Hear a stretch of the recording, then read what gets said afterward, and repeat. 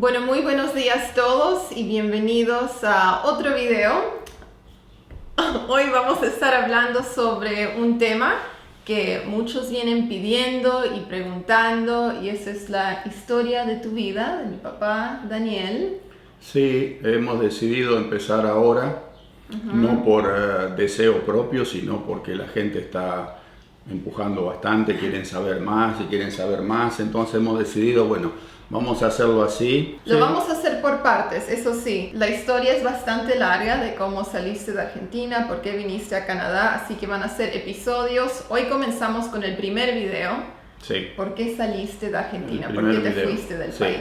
Bueno, sí, el tema es ese. Es complejo, es largo, van a ser episodios y también esperamos que aquellos que lo vean dejen bastante comentarios abajo, si están conformes de la forma que lo estamos haciendo. Aprovechen también lo que yo les voy a contar porque es una historia, son cosas que pasaron hace 50 años atrás y yo creo que toda la América Latina más o menos sufrió y quizás hasta sigue sufriendo de los mismos males 50 años más tarde.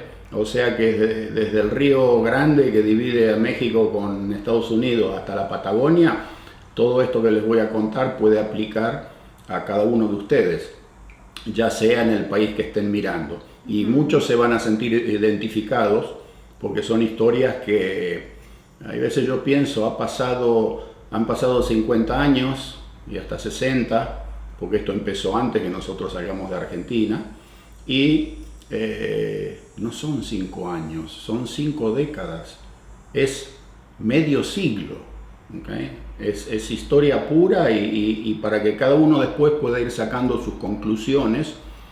Y bueno, entonces empecemos. ¿Por qué no fuimos de la Argentina nosotros? Básicamente una persona deja su país de origen por pocas razones. Una, si usted trabaja para una compañía multinacional y lo transfieren a otro país y tiene que emigrar porque le dicen, bueno, tu trabajo se fue a los Estados Unidos, a Alemania o a donde sea. La segunda puede ser aquellos que anden buscando aventuras y les guste conocer otras culturas, otras formas de vida y se van y deciden quedarse un tiempo viviendo en otros países. Otra puede ser los que han tenido que salir como exiliados por problemas políticos. Y la más común, pienso yo, y la nuestra, es por problemas económicos. La mosqueta, dinero, mala situación económica. Y sí, a nosotros nos tocó vivir situaciones bastante serias cuando estábamos en la Argentina. Cómo se llegó a degradar la situación económica de nuestra familia. Es difícil llegar a un punto de una causa, digamos, una sola causa, ¿no es cierto? Fueron una seguidilla de eventos que los tenemos que ir contando porque tampoco nos sería nada interesante decirle, no fuimos por esta razón y ahí se acabó el video. No, yo les voy a contar la historia como desde el comienzo. Mi papá, él era austríaco y llegó a la Argentina en el año 1927. Él era huérfano de padre porque falleció en la Primera Guerra Mundial y la madre falleció por la fiebre española que le llamaban, una epidemia de fiebre. Entonces él fue huérfano con su hermano, el Estado los crió, los hizo estudiar y él se especializó en todo lo que es el tema de la madera, un maderero era él, ¿no? Y empezó a trabajar para esta compañía en Austria y un buen día le dicen, bueno, tiene la posibilidad de irse a Estados Unidos, a Canadá o a la Argentina, porque esta compañía en Austria tenía extensiones de bosques en los 3 países. Y bueno, mi papá eligió la Argentina y llegó a la Argentina con trabajo, contratado, y llegó como apoderado general en la República Argentina de esa branch, de esa rama, digamos, de esta compañía maderera, que tenían 40.000 hectáreas de selva virgen en la zona de Misiones, ahí en la zona de El Dorado, Tarumá. Y bueno, ahí se instaló él, estaba casado él con una señora austríaca también, llegó casado a la Argentina. y se instala en la zona ahí de Misiones para hacerse cargo de todo lo que es el funcionamiento de la compañía. Estaba en una muy buena posición económica, porque imagínense, el apoderado general de una compañía, de una subsidiaria, digamos, ahí en la América Latina.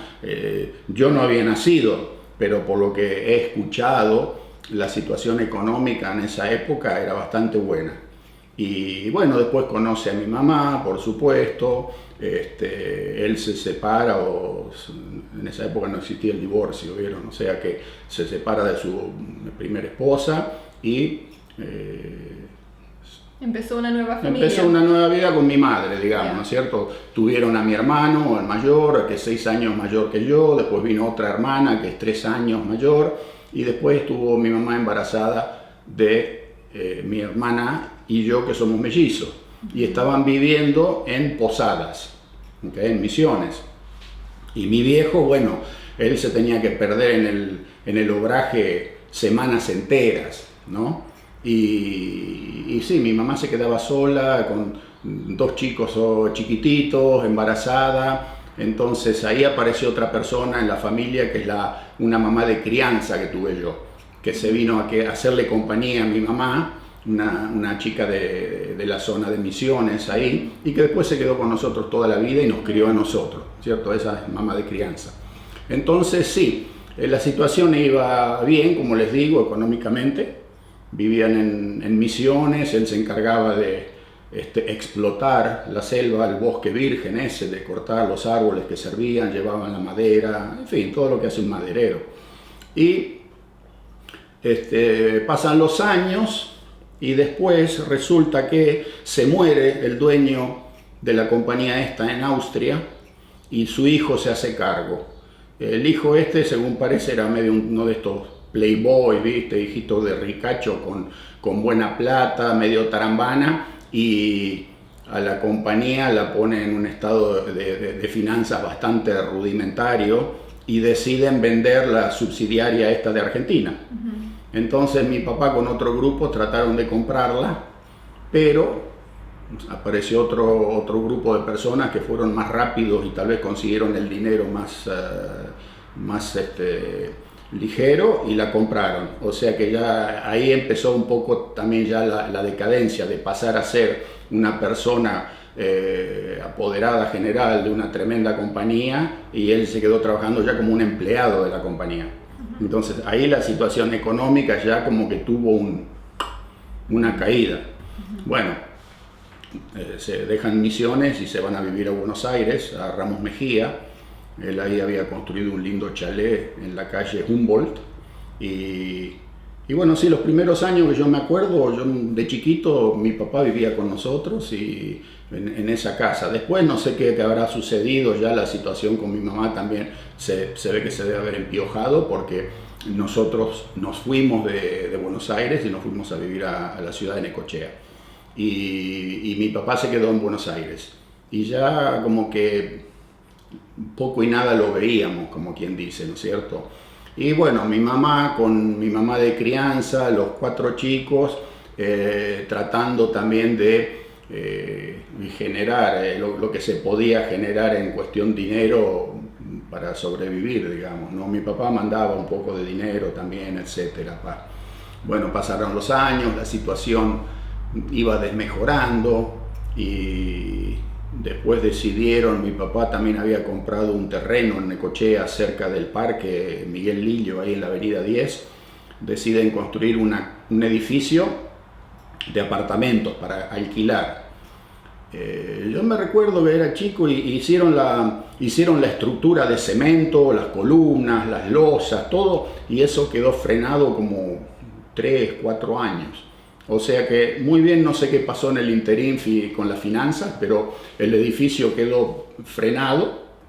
Nosotros alquilábamos, vivíamos en casas alquiladas, mi papá siempre en Buenos Aires, hasta que decide vender el chalet que tenía en Ramos Mejía, y con ese dinero tratar de terminar la propiedad en Necochea. Pero bueno, eso tampoco no sé si funcionó bien o qué pasó, porque el dinero se ve que no alcanzó. Y ya en esa época en la Argentina empezaban los problemas de inflación y todas estas cosas que no han parado hasta el día de hoy, ¿no? y tuvieron que, para terminar el edificio, se tuvieron que meter a prestarse dinero de estos prestamistas, usureros, porque en Argentina no había un banco que te prestara un peso si vos no tenías una posición económica solvente. Entonces, para terminar la casa tuvieron que recurrir a prestarse dinero a un nivel de interés. Imagínense, el nivel de inflación andaba por el 20-25% anual, o sea que estos usureros te cobraban el 35, el 40% de interés anual. Y bueno, se termina la casa de apartamentos de alquiler, y el plan era de que se alquilaran los departamentos. Ahí en Necochea es el tema del turismo en el verano, es muy fuerte. Y sí, pero el problema era ese, que con una tremenda deuda encima y con un interés usurero, que lo único que se podía hacer prácticamente era pagar los intereses. Nunca se llegó a pagar un peso del capital, digamos, del principal. Y bueno, así seguimos, y la situación, vieron cómo es, empieza a desmejorar y empieza uno a caer barranca abajo y cada vez peor. Así que pasaban los años. Después, arriba de ese edificio que teníamos nosotros de 2 pisos, mi mamá decidió abrir un negocio, construir arriba en el último piso un negocio, hizo una construcción nueva y se instaló una discoteca ahí en Necochea para el verano, para los turistas. Y funcionó bien, funcionó muy bien durante más o menos 5 años. Y después, como todo, claro, ese negocio funcionaba 2 meses al año, enero y febrero, los meses de verano, la temporada que le dicen allá en Argentina. Y después había que sobrevivir todo el año. Mi papá, con lo que ganaba en su empleo en Buenos Aires, tenía que vivir él, porque él alquilaba un cuarto en una casa para vivir, o sea que él tenía sus gastos, transporte, comida, comía siempre en restaurante, él nunca se cocinó un huevo, mi viejo, y todo lo demás. Así que por ese lado, y aparte él hacía los pagos de la hipoteca, los intereses, eso todo lo que alcanzaba. Y mi mamá tenía que rasguñar y rascar y tratar de conseguir cómo sobrevivir. Con la discoteca, bueno, 5 años anduvimos bastante bien. Se movía, pero claro, después poco a poco fueron surgiendo negocios nuevos, negocios más modernos, con equipos más modernos, mejor equipos de música, luces de rayos láser, todas esas cosas que nosotros no podíamos comprar, no teníamos el dinero. Trabajábamos el verano y solo para pagar lo que se había endeudado durante el invierno, los meses de invierno, y nosotros estudiábamos todo. Pero ya la situación estaba muy desmejorada, económicamente era bastante desastrosa. Nosotros en la escuela ya teníamos problemas para comprar los libros escolares. Yo iba a una escuela ahí en Necochea que tenía un código de vestimenta que era un blazer azul, pantalón gris, camisa blanca, corbata azul, zapatos negros, medias grises. Y en todos los años que estuve yendo a esa escuela, jamás mi mamá me pudo comprar el blazer azul. A mí me vestían con lo que sobraba, con lo que quedaba de mi hermano, y mi mamá de crianza, ella era costurera. Ella hacía ropa, ¿no? Porque en aquella época no había tiendas que usted podía ir a comprar la ropa toda hecha. La gente llamaba a una persona que le cosía la ropa.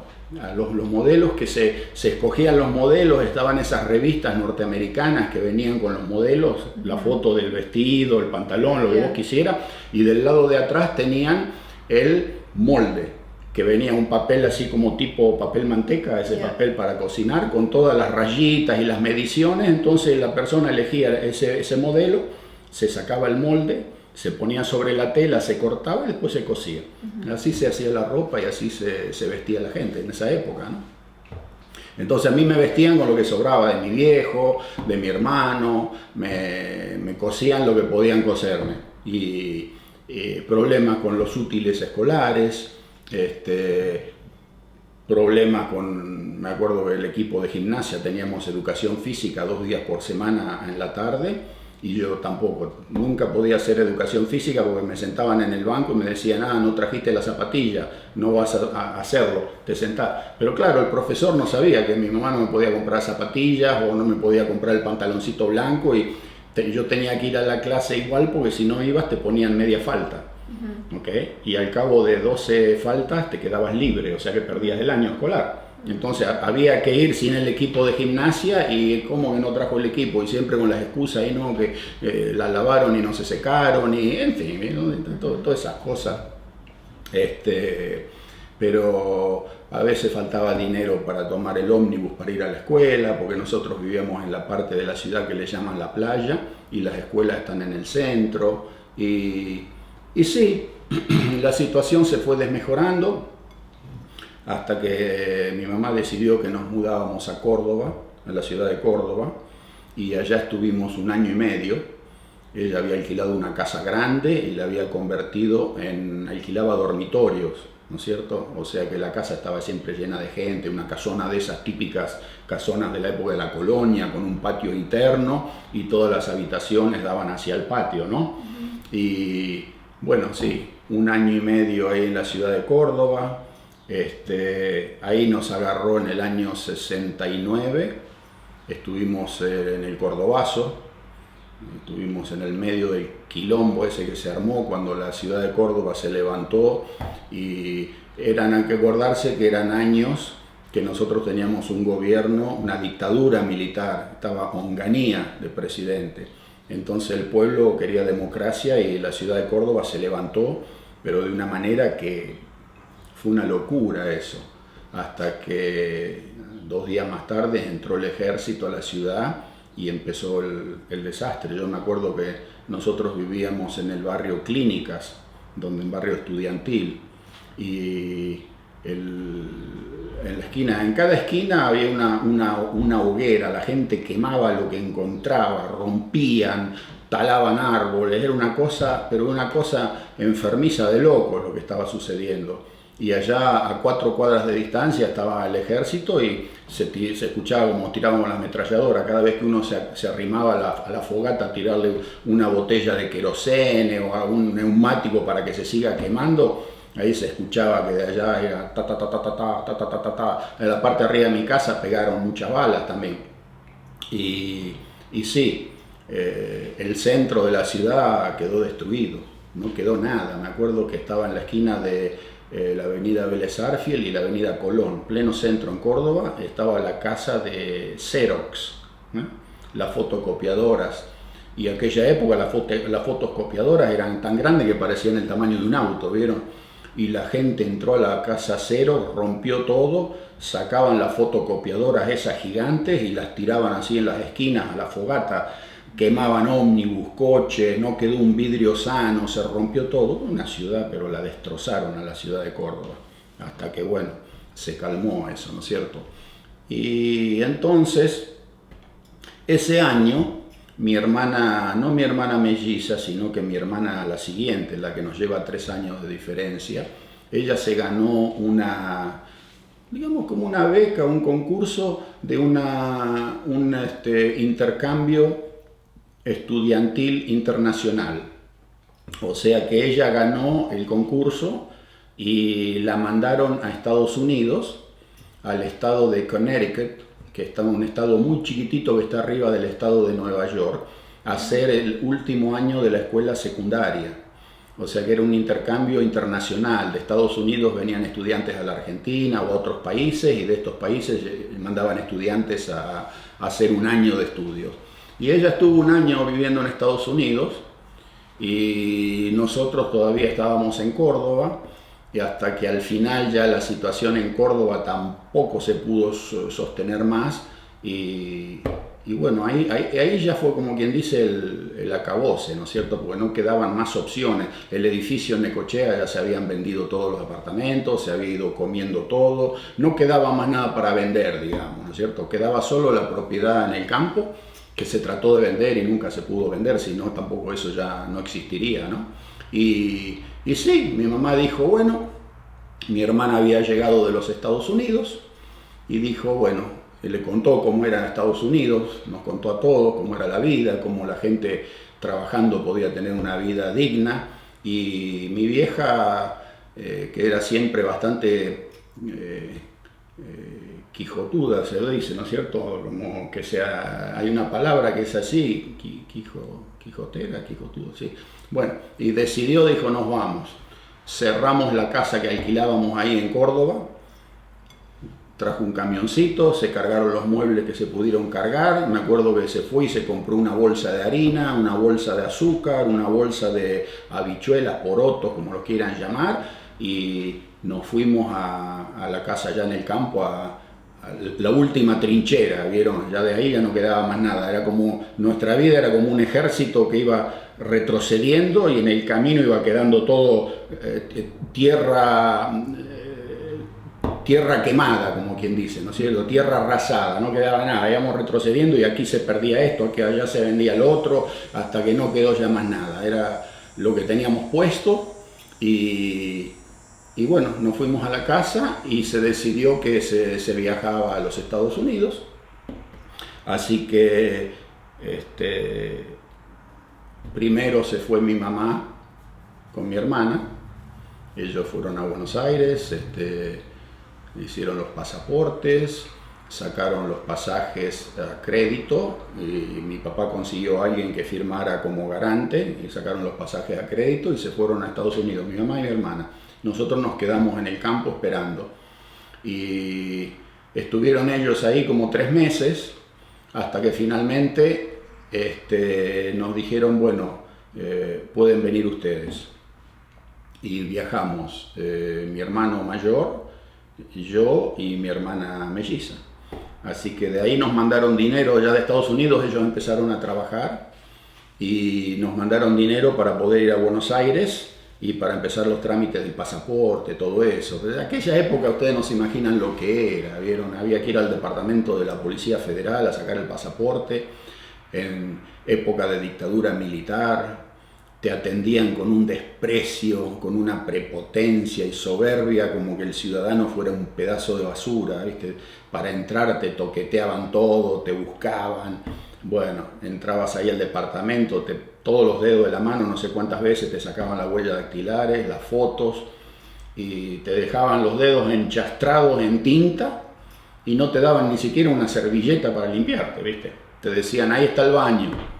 Y uno entraba a ese baño y las paredes estaban color tinta, ¿viste? Y había un lavatorio chiquitito así, con una canilla que tenía un poquito de agua fría nomás, y arriba de la canilla, no te miento, había un jabón redondo así, que por el medio del jabón pasaba una cosa de metal para que no se lo roben, y agarrado, amurado a la pared. Entonces vos tenías que mojarte un poco las manos, agarrabas esa bola negra, mugrienta, asquerosa, y la hacías girar así para que te dé un poco de jabón. Y te limpiabas las manos como podías, pero ahí al lado había colgada una toalla que hoy yo no lo seco ni siquiera al todo con esa toalla. Era un asco, toda rotosa, inmunda, no la habían lavado, no sé, en un año por lo menos. O sea que, ¿qué hacía la gente? Se limpiaba las manos por la pared. Y uno veía esas paredes y eran todos dedos y manos con tinta de esa tinta negra para las huellas, ¿no? Un desastre. Entonces nos dieron finalmente nos dieron el pasaporte. Mi papá sacó los pasajes de nosotros 3 también a crédito con el aval de un garante para que podamos viajar. Viajamos en Pan American, todavía existía esa compañía, Panam, hasta Panamá y de Panamá a Miami en Aeroperú. Sí, Aeroperú, no era la Braniff, existía la Braniff, pero nosotros viajamos con Aeroperú. Entonces, ¿qué pasa? Nosotros nos íbamos así, no como el migrante con todos los papeles en regla, nos fuimos de turista. En aquella época no hacía falta una visa, o sea que dijimos, vamos a ver qué pasa. No nos quedaba otra, ya no había vuelta atrás y no había otras posibilidades. Mi papá firmó las autorizaciones porque nosotros éramos menores de edad para que nos fuéramos del país, y yo siempre me pregunté cómo mi viejo pucha dejó que los hijos se le vayan a la otra punta del mundo sin idioma, sin papeles, sin dinero. Y bueno, eso se los voy a contar más adelante porque lo hizo, porque 8 años más tarde nos dimos cuenta del porqué, ¿okay? Que también fue una sorpresa bastante grande para nosotros. O sea que entonces mi mamá con mi hermana estaban en Estados Unidos y nosotros ya viajábamos para allá. Fue el 17 de julio de 1970 que tomábamos el avión. En pleno invierno salíamos de Argentina. Y ellos nos habían mandado $100 para que nosotros podamos entrar a los Estados Unidos. $100 norteamericanos. Y yo me acuerdo con mi hermano, llegábamos a Miami nosotros. Entonces le teníamos que decir que íbamos a visitar a Disney, ¿no? Para que nos dejen entrar. Porque los gringos, ustedes saben cómo son, uno llega a la frontera y si no les gusta lo que ven, te dicen, te volvés, aunque ya hayas comprado pasaje, todo. No. Ahí había un solo tiro en la escopeta y no se podía fallar, porque atrás ya se habían quemado todos los puentes. ¿Okay? Entonces nos habían mandado $100 y nosotros decimos, bueno, pero $100 es poca plata para mostrarle a un oficial de inmigración. Cuando a uno le preguntan cuánto dinero trae, en aquella época no se olviden que no existían las tarjetas de crédito, no existía nada. En esa época era cash, en efectivo había que mostrar. ¿Qué hacemos y qué no hacemos? Y bueno, hay que sacar la inventiva argentina de adentro de alguna manera. Así que nos fuimos al Banco Royal de Canadá, que estaba en Buenos Aires en aquella época. Hoy ya no existe, pero el Royal Bank of Canada estaba en Buenos Aires. Miren, un presagio de lo que iba algún día a suceder, que íbamos a terminar viviendo en Canadá. Y nos vamos al Royal con el billete y le decimos al tipo que está ahí en el counter, donde te atienden, yeah. ¿Cómo se llama? No me acuerdo. Denos 2 billetes de $10, ¿okay? Y el resto billetes de $1. ¿Okay? Entonces el tipo agarró los 100, nos dio 2 de 10 y el resto eran 80 billetes de $1. Una pila de billetes así de grande. Entonces, ¿qué hacemos? Con mi hermano dijimos, bueno, nos dividimos en dos. Yo me agarré 40 billetes de $1 y el de 10. Y mi hermano se agarró 40 billetes de $1 y el de 10. Entonces había quedado una pila de plata así, ¿viste? Y cada uno con eso al bolsillo. Así que, bueno,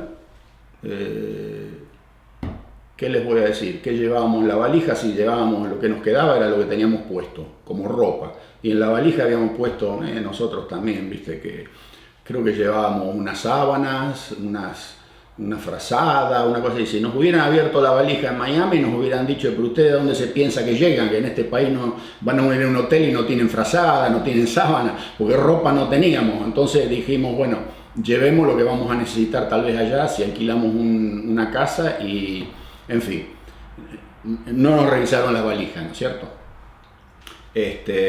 Sí, fuimos a Ezeiza, tomamos el vuelo, salimos sin ningún problema.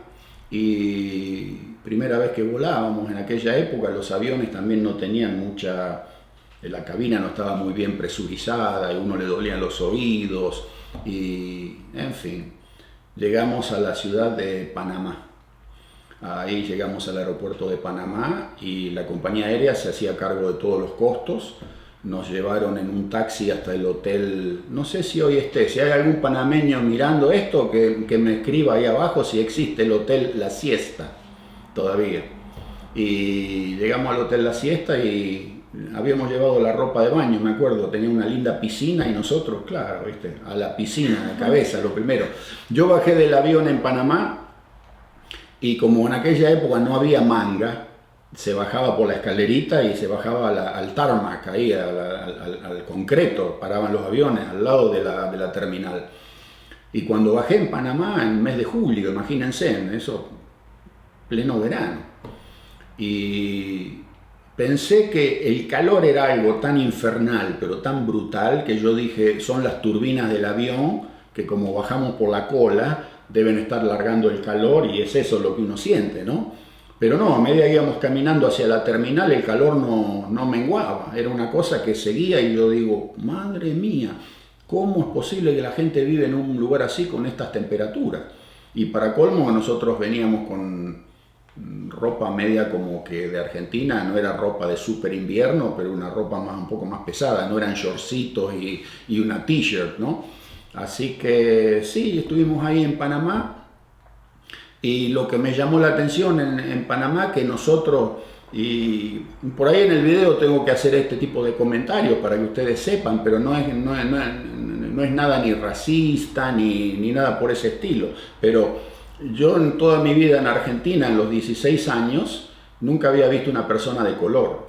Y cuando llegamos a Panamá al hotel, todos los camareros, toda la gente que nos atendía eran personas de color, y nosotros estábamos medio como que asombrados, ¿no es cierto? Porque era algo nuevo que no conocíamos y bueno, distinto, ¿verdad? Inclusive las comidas que nos servían con frutas tropicales y cosas que nunca habíamos consumido. No nos olvidemos, yo salí con mi hermana melliza, teníamos 16 años. Y mi hermana, la del medio, tenía 19 y mi hermano mayor tenía 21, 22 creo. Y bueno, estuvimos ahí en Panamá todo ese día, toda esa noche. Al día siguiente teníamos que tomar el avión para Miami. El hotel tenía casino, tenía de todo, un lindo hotel, era en aquella época, bien moderno. Y al otro día tomarse el avión para Miami. Y el tema era de que, bueno, el susto con el que viajábamos nosotros, el estrés, el peso que uno tenía, que sabía que si no nos llegaban a dejar entrar a los Estados Unidos, había que regresar a la Argentina, ¿y a qué? ¿No es cierto? Ya no quedaba absolutamente más nada que hacer. Estudiar, no podíamos seguir estudiando porque no había cómo. Mi hermano mayor estaba cursando el primer año de odontología. Mi hermana del medio ya había terminado la escuela y se había recibido, tenía el título de maestra. Y mi hermanita melliza y yo estábamos en el medio de la secundaria. O sea que, y ya habíamos tenido que dejar porque no había forma de seguir, las finanzas no daban. Y si no entrábamos y empezábamos por otro lado a buscarle la vuelta,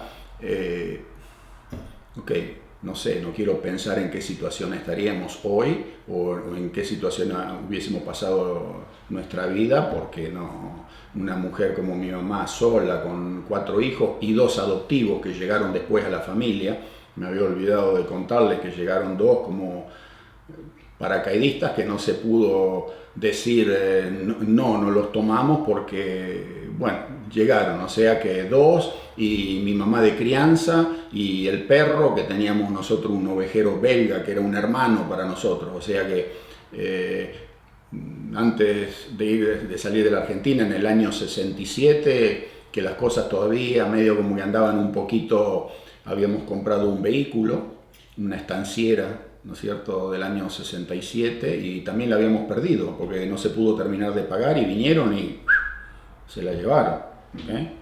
Nos quedamos a pata. O sea que la situación se había empiojado al punto que no quedaba más nada que hacer. Esto fue como cuando Hernán Cortés quemó los barcos ahí cuando llegó a México y dijo: los quemo para que nadie tenga la intención de regresarse a España, y quemó las naves. Bueno, nosotros también, cuando salimos a la Argentina ya se quemaron las naves. No había más forma de mantenerse a flote si regresábamos.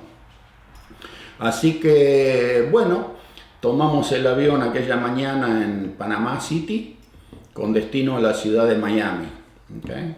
En Miami mi mamá tenía dos primos segundos, porque del lado de mi abuelo materno, que ellos eran españoles, ¿no?, y mi abuela, por supuesto, una parte de la familia, creo que durante la guerra civil española, ¿no es cierto?, o antes, no sé, pero se fueron a vivir a Cuba, cuando Cuba todavía no era de los zurdos, digamos, ¿no es cierto?, era todavía una isla y les había ido muy bien. Ellos anduvieron por Santiago de Cuba, y tenían, no sé si cafetales o el tema del azúcar, algo así. Entonces, cuando el tema del comunismo en Cuba, estos primos segundos de mi mamá escaparon de Cuba, se fueron y se instalaron en Miami. Y ella, de alguna forma, buscando en la guía telefónica, los pudo encontrar en Miami. Y entonces les pidió que nosotros llegábamos a Miami, si nos podíamos quedar con ellos una noche para después seguir viaje a la ciudad de Nueva York, porque nosotros no nos íbamos a quedar en Miami, nos íbamos a la ciudad de Nueva York. Así que sí, lo más bien ella los pudo conocer, creo también cuando ellos viajaron a los Estados Unidos, de alguna forma se conocieron, no me acuerdo muy bien, pero nosotros llegábamos a Miami y ellos nos iban a estar esperando en el aeropuerto. Y bueno, llegamos a Miami, bajamos y a inmigración, ¿vieron? Y llegamos a inmigración, nos atendió un americano, cincuentón, más o menos sesentón, un tipo grandote, de pelo blanco, ¿vieron? Todo formal como es en los Estados Unidos, y le hablaba a mi hermano en inglés, y nosotros de inglés, ¿vieron? Masticábamos, pero poco y nada, porque a pesar de que teníamos inglés como una de las materias en la escuela, en la secundaria, y habíamos estudiado en la primaria, como que uno eso lo tomaba como una hora de diversión, ¿vieron? Nunca nadie le prestaba atención al idioma porque jamás pensamos que lo íbamos a necesitar. O sea que la hora de inglés era una hora de broma, de diversión, nadie le da pelota a todo eso. Y mi hermano sabía un poquito más, entonces el oficial de inmigración le preguntaba a qué veníamos, y él decía que veníamos a visitar Disney. Y le dice mi hermano en inglés, "Me and my brothers", yo y mis hermanos, dice, venimos a... Y el oficial le dijo, "¿Cómo? Usted y sus hermanos. Acá hay una señorita, usted, su hermano y su hermana", le dijo el oficial. Enseguida lo corrigió, ¿no? Sí. Y ahí salió el tema del dinero. Entonces dice, "¿Cuánto dinero traen?" Y claro, ¿se acuerdan que los 40 de uno y el de 10 y cada uno llevábamos la mitad? Entonces nos metemos la mano en el bolsillo y le hacemos así al oficial de inmigración, mi hermano y yo al mismo tiempo, y el tipo ve el billete de 10 y la pila de plata. Entonces dice, no, dice, ok, dice, es muy peligroso que ustedes anden mostrando estas sumas de dinero acá, métanse en eso en el bolsillo, no lo muestren así. Y enseguida, pum, selló los pasaportes y ya habíamos entrado al US of A, USA, ¿ok? Esa fue la entrada a los Estados Unidos nuestra, ¿ok? Pasamos como rata por tirante, porque en cuanto nos dijo pasen, ¿sabes qué? No nos alcanzaban los pies para agarrar las valijas y no nos abrieron las valijas. Imagínate, Audrey. Yeah. Si abrían las valijas encontraban una frazada de lana, a esas de a cuadritos que hay en la Argentina, ¿vieron? Bien pesadas, una sábana, la funda de las almohadas y nada más. Teníamos, miren, yo tenía puesto un par de zapatos gomicuer que mi papá los compraba de segunda mano porque eran fallados, no de segunda mano, sino de esos zapatos que salen fallados, ¿viste? Okay. Que los venden a precio de descuento. Entonces él siempre andaba comprando esos zapatos de descuento, los famosos gomicuer, que eran de una suela de goma y un cuero que parecía, te destrozaban los pies. Uno vivía con el famoso callo al lado del dedo chiquito y en la parte de atrás aquí del talón a mí me había salido como un espolón, parecía un gallo de pelea yo con el espolón que me había salido de cómo el zapato, viste, tocaba la piel, ¿no es cierto? Zapatos duros con esa costura adelante así de atar, ni siquiera eran mocasines, ¿vieron? Un pantalón de esos de franela gris, una camisa y un par de medias, ¿ok? Eso es lo que teníamos sobre la espalda. Ah, y el calzoncillo, por supuesto, no íbamos desnudos arriba del pantalón, ¿no es cierto? Llevábamos calzoncillo. O sea que sí, ahí llegamos y ahí entramos a los Estados Unidos, a empezar una nueva, lo que pensábamos nosotros, bueno, una nueva vida en ese país. Ahora, el drama era de que, claro, nosotros entrábamos como turistas y cuando entramos como turistas creo que nos dieron 4 meses de estadía. A los 4 meses había que o irse del país o ir a renovar y pedir una extensión a ver si te daban un periodo más de tiempo. Pero bueno, eso lo íbamos a ver después y sobre la marcha, ¿no es cierto?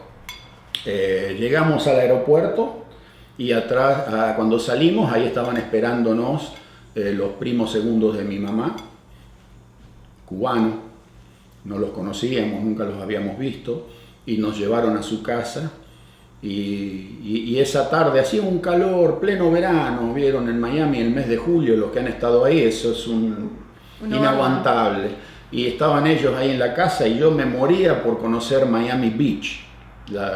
Claro, uno veía las series de televisión y eran todas series americanas y Miami, que esto que el otro, y el famoso Hotel Fontainebleau, creo que se llama, una cosa así. Y dicen, bueno, vamos que los... Mi Nokia es ese que me está llamando. Dicen, vamos que los llevamos a pasear, vamos a ir a Miami Beach. Ahí nomás nos pusimos los trajes de baño, yo me imaginaba que íbamos a llegar a un lugar y estacionamos ahí, nos llevaron hasta Miami Beach y ¿saben qué? Qué desilusión que me llevé, qué desilusión. Nosotros veníamos de Necochea, Necochea tiene una playa que debe tener, no sé, 300 metros de ancho y de largo es hasta donde pueda darle la vista a un ser humano, unas playas monstruosas de grande. Y llegamos ahí a Miami Beach y lo primero que nos llamó la atención es que los edificios y los hoteles están construidos mismos sobre la playa. O sea que el pedazo de playa parece que es propiedad privada del edificio o del hotel. Eso en la Argentina no se ve, está prohibido. La playa es pública y el costado de la playa, la peatonal, digamos, ¿no es cierto? El malecón también es público. Pero estos construyeron los edificios pegados al mar. El edificio, un pedazo de playa, agua. Y yo digo, pucha, una playa cortita, angostita, ¿no es cierto? Y la arena en esa época estaba llena de algas, ¿vieron? Esas algas que salen todo el tiempo ahí en la Florida, que toda la arena llena de algas sucia. Y el mar tenía un color medio como lechoso el agua. No era un agua súper transparente. Ahora la han arreglado mucho a Miami, pero en aquella época Miami estaba muy desmejorado eso en esa época. Miami era un lugar donde iban nada más que la gente a retirarse, los viejitos. Iba mucha gente y ahí se retiraban o pasaban los inviernos. Eran todos esos hoteles tipo retro, ¿no es cierto?, de los años 50 y no había nada, era chiquitito, qué sé yo. Fue una desilusión, realmente yo me desilusioné y me acuerdo que el primo de mi mamá ahí en el jardín de su casa tenía un auto parado que era un Peugeot 404, que era el auto que nosotros habíamos soñado tener en la República Argentina. El que tenía un Peugeot 404 estaba allá arriba con Jesucristo prácticamente. Y él le dice, miren, este auto yo no lo necesito más, ¿por qué no se lo llevan, se los regalo? Nos dice. Y con mi hermano nos miramos y decimos, pero un Peugeot 404, un modelo bastante, no, nos quiere regalar el auto, pero ¿y cómo lo llevamos? Si nosotros nos vamos a Nueva York. Sí, dice, yo no lo necesito, no sé qué hacer con el auto, en lugar de mal venderlo, dice, se lo pueden llevar ustedes, si lo necesitan, llévenselo. Y le dijimos, no, mira, nosotros nos tenemos que ir ahora a Nueva York y nos vamos a ir en el ómnibus. No lo podemos llevar al auto. Pero nos quedamos con la boca, miren, hicimos así la boca. ¡Pum! Como se nos abrió. Ahí, al llegar a los Estados Unidos, se abrió otro mundo para los que salíamos de Argentina en aquella época, y más la situación nuestra, porque vieron, yo digo dos cosas nosotros.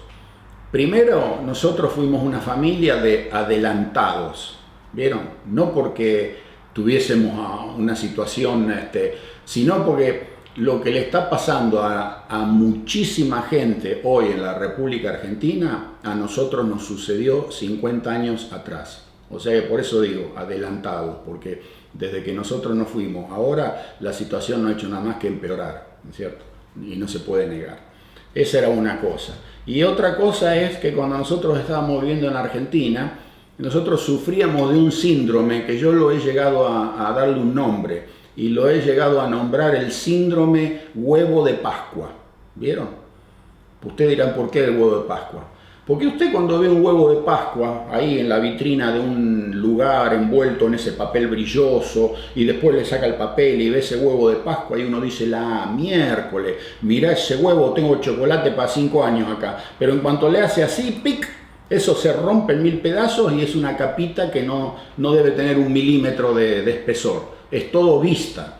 Y nosotros cuando vivíamos en la Argentina, desgraciadamente, teníamos ese problema que es muy normal y muy común en nuestra América Latina.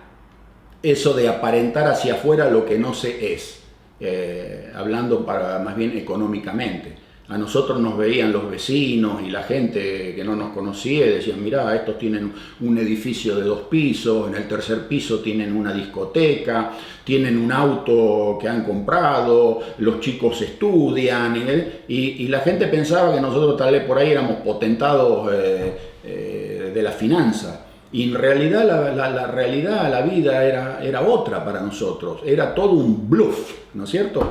Estábamos endeudados hasta la coronilla, el dinero que entraba nunca alcanzó para sobrevivir como había que sobrevivir, se vivía a los tumbos, se vivía creando deuda para pagarla después en el verano y volver a recrear, siempre sin dinero, al punto de que, miren, le voy a decir una cosa, yo cuando cursaba el segundo grado en la escuela primaria, en una escuela de curas, el Pío XII, a fin de año me otorgaron la medalla al mérito, de toda la escuela el mejor, y no pude ir a la ceremonia a recibir el galardón, la medalla, porque mis zapatos estaban destruidos. Y mi mamá me dice, tenés que ir a recibir la medalla que te van a dar. Y yo le digo, yo no voy a ir porque me muero de vergüenza subir a un escenario, a un palco, no sé dónde me iban a entregar la medalla, con estos zapatos que están destrozados, todos me van a ver, y no fui.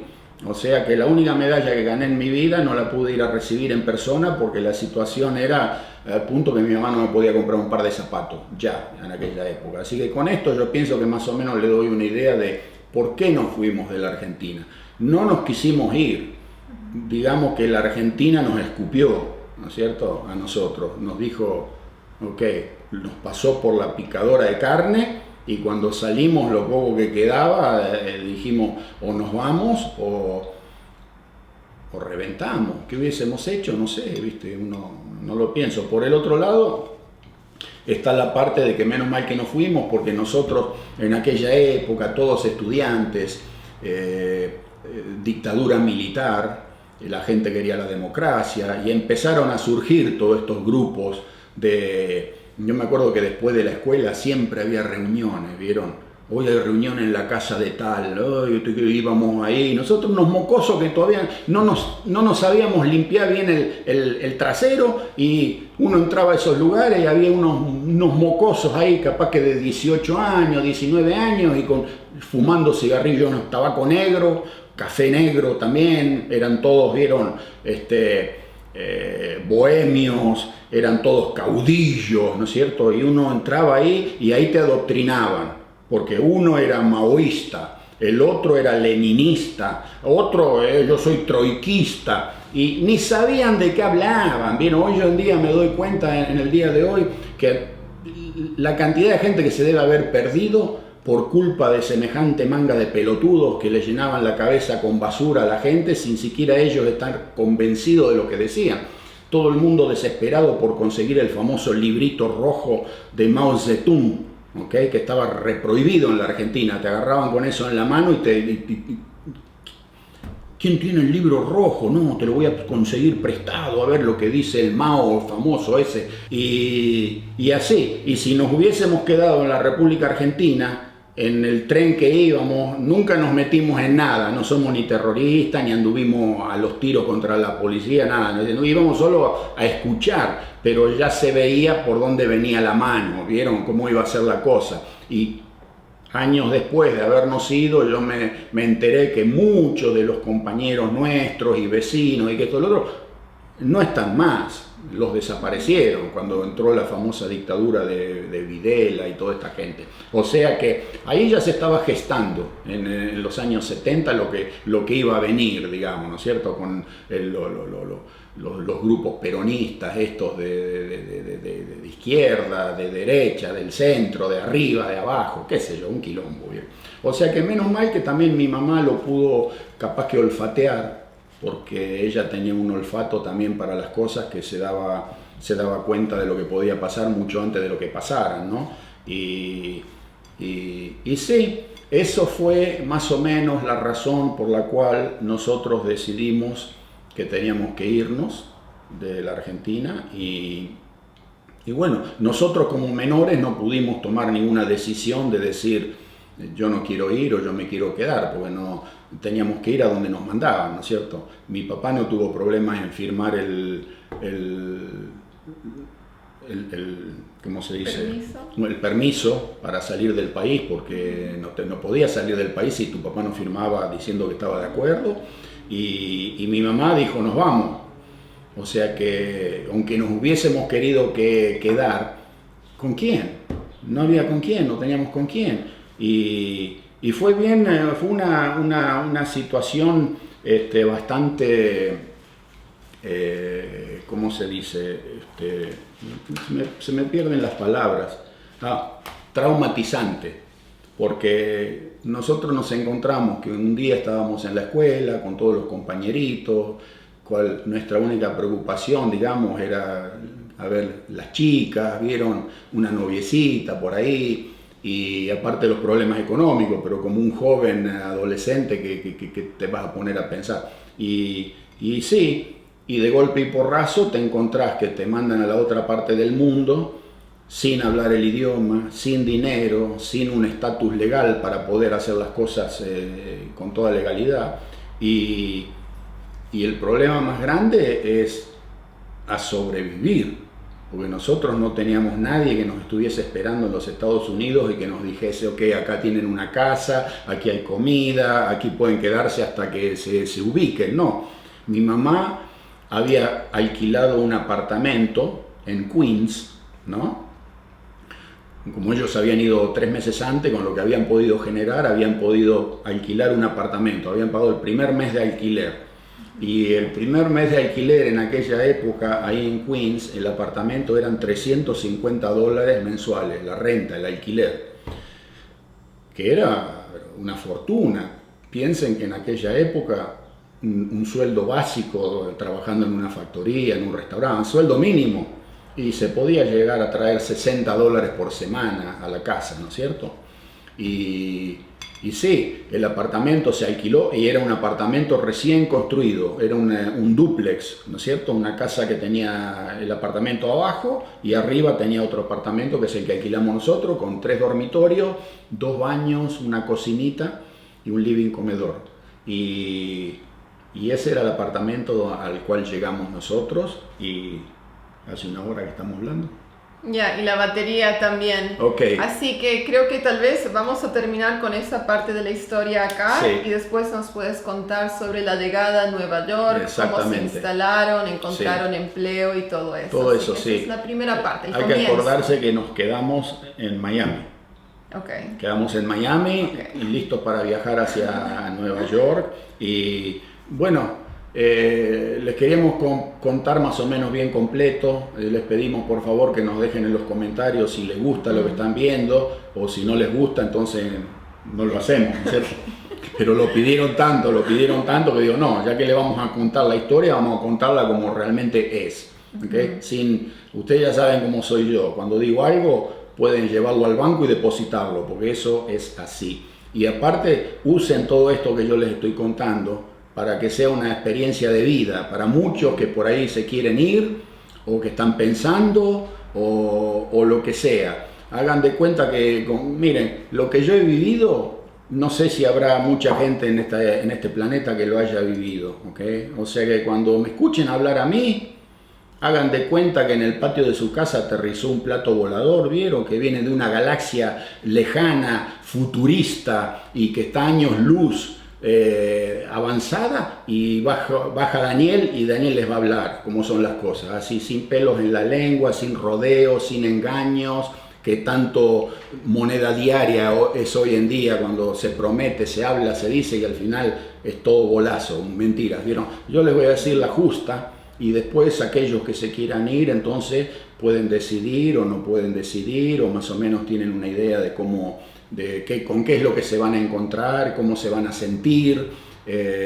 Una cosa es emigrar a un país latino, donde son más cercanos entre sí y hay un calor humano, y otra cosa es emigrar a países como aquí en el norte de América, o algunos países europeos, escandinavos, o Una cosa, nosotros, yo no sé, vieron, hay veces yo me pregunto, porque tengo hijas ahora, si una hija mía me hubiese venido a decir a los 15, 16 años, papá, yo me voy a emigrar a la China o a Rusia, sin el idioma, sin papeles y me voy con $100. ¿Qué le hubiese dicho yo? Vos estás loca, vos te quedás acá, no vas a ningún lado. Pero a nosotros como que nos abrieron la jaula y dijeron, ok, a volar gente, y una cosa que les puedo garantizar, se tuvo que crecer extra rápido, ok. Nosotros pasamos de ser niños o adolescentes o jovencitos a tener que ser personas responsables y a sobrevivir, ¿okay? De la peor de las maneras, pero a sobrevivir nos tocó. Así que toda esa parte ya también viene, lo que nos costó y cómo fue, y el golpe, el shock cultural, y en fin, hay para rato. Pero comenten a ver si les gusta, si quieren más, si no quieren, si les parece bien, si los ha entretenido esto, y sí, después vamos a seguir con los videos de las comidas y los vinachos y todo eso, ¿vieron? Pero este es un tema un poco más serio, más delicado, y lo estamos tratando así. Yo le pedí a Audrey que se siente aquí al lado mío y me haga compañía, porque es difícil, ¿vieron? Hablar y sacar cosas de adentro que muchas veces no son nada gratas, ¿no es cierto? Inclusive para contarlas, porque qué sé yo, es como que uno vuelve a revivir todo eso que está medio enterrado atrás en la memoria, y que costó mucho. Así que bueno, paramos aquí, les agradecemos por ver, pídanle a sus amigos, a sus vecinos, a sus parientes que vean todo esto, porque esto no tiene nada de malo, es vida, es lo que le toca a la gente cuando tiene que dejar su tierra natal, así que denle nomás, diviértanse. ¿Ok? Ok, bueno, nos vemos. gracias. Chaucito. Chao.